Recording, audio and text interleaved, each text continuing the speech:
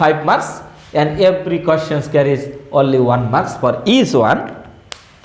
And I have no hesitation to tell you that as a student, so far as a teacher, I know you that you have hundreds of problems on these questions. So you may ask me, sir, what is our problem? The number one, just if I make points, then I can tell you specifically what is your problem. What happens here? Generally, you the students, you think that, so there is a given clause here in the question.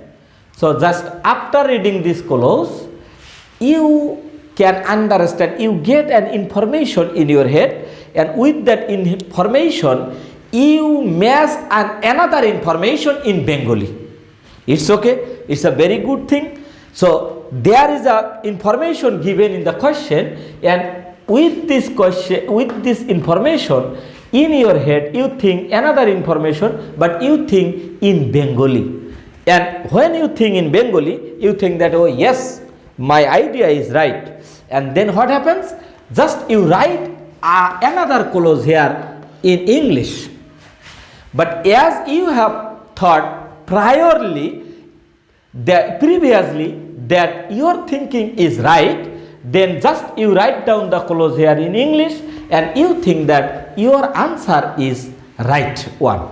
But unfortunately, as you have written a clause in English, there may be hundreds of mistakes, because in a clause there are many grammars to be used, but you don't realize it and you don't revise it.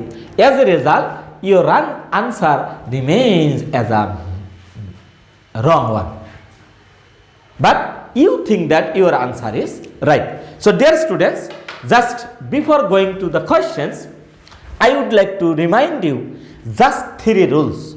So far I can remember, I discussed with you on these questions in the sentence completing sentence. So far I can remember, I told you totally 31 rules. But among them, only 3 rules are very much important for a student to write down the answer here correctly. Number 1, there is a given clause here in the question. A clause is given here.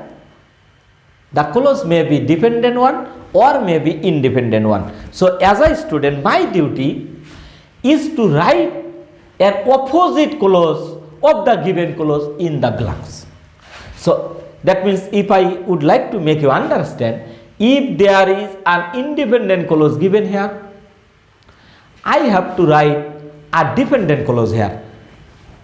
If the clause is dependent here, I have to write an independent clause here. Meaning, what the clauses are given here, I have to write the opposite clause. And you know there are 2 types of clause only. One is independent, another is dependent clause. What you tell as a principal clause and subordinate clause. If the given clause is a principal clause, I have to write down a subordinate clause here.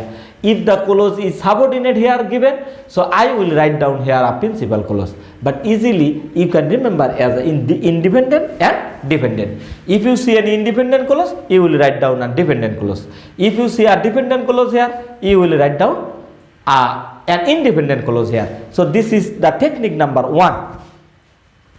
Technique number 2, if I write down a clause here, so it will be another clause, and this is another clause. With these 2 clauses, a complete sentence will be formed here. So you must have to balance the use of tense between these 2 clauses. So you must have to keep the balance. That means the sequence of tenses you must have to maintain. This is question number 2. Number 1, you have to write down the opposite clause which is given in the questions. Number 2, you must have to follow the sequence of tenses. And number 3, what clause you will write down here, that clause must have a relation with that clause. That means your clause should be contextual. You know, your question is a context. So what clause you will write down here? The clauses you will write down here, the clauses should be contextual. You cannot write down any anti-contextual sentences here. You are not permitted. If you write down any anti-contextual sentence here, you will not get in marks. So these three rules, if you can remember, if you can follow, then your answer, I hope, will be right. Every answer will be right, no doubt. So dear students, so thank you very much. Just I am going to give you a technique. A person who cultivates land. So it's a clause, but I have to complete the another clause. But as a student, if you have the prior knowledge about the rules of this sentence, this is a relative pronoun, and the antecedent of the relative pronoun has been used at the very beginning of the sentences. So according to the rule, which clause you will write down here, you have to start with the verb. So a person who cultivates land, so the next clause I will start with the verb, because this is present tense. So is called a farmer. So you have to write down this particular clause is not that. You may write hundreds of different clauses, no problem. But you have to keep in your mind that with these two clauses you must have to have the relation, have to have the balance of the relation between these two clauses. What I told you, that your clause must be a contextual clauses here, otherwise you will not get the marks. Like that, most of the farmers are so poor that, so this is so poor, so then I have to write the clause here in as a dependent one. As they have no land of their own, so you know this clause is started with as, so this is a dependent clause. I will write down here an independent clause matching the meaning with it. A farmer works very hard, so that meaning, so next clause will be a dependent one, but the marker is used here. Just I will write down here a subject, a verb and an object. It will be okay.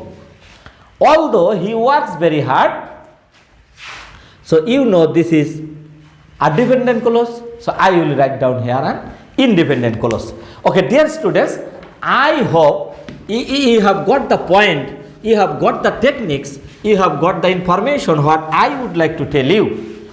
So how you will write down the answer, just I am going to show you the answer, but be remember, your answer should be like this. This is not the matter, but just you will follow. You can write another clauses, no problem. Just you have to maintain the three rules. So let us see the answer. Here I have written here, is called a farmer. They have no land of their own. As they have no land of their own, they cultivate others' land. A farmer works very hard so that he can earn his daily necessities.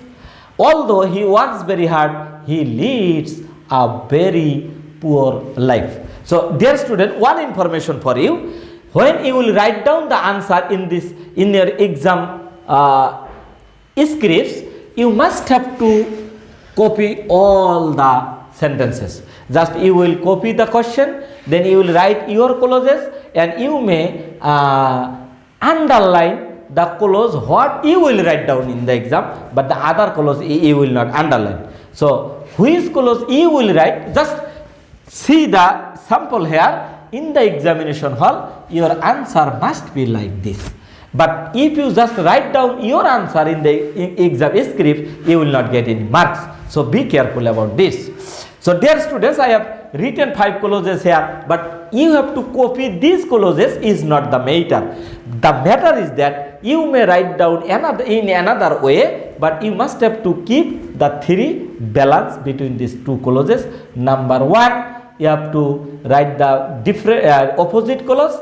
You have to follow the sequence of tenses, and your clause must be contextual. So dear students, I hope you have understood, and I believe myself strongly that now you can practice at home without any hesitation. And in your exercise book, hundreds and thousands of practices are given in your exercise books. You will open your books, you will start practice, and I hope you will be successful within few days, and your answer will be right. So dear students, so thank you very much. And for today, I would like to again give you thanks, and assalamu alaikum wa rahmatullahi wa barakatuhu.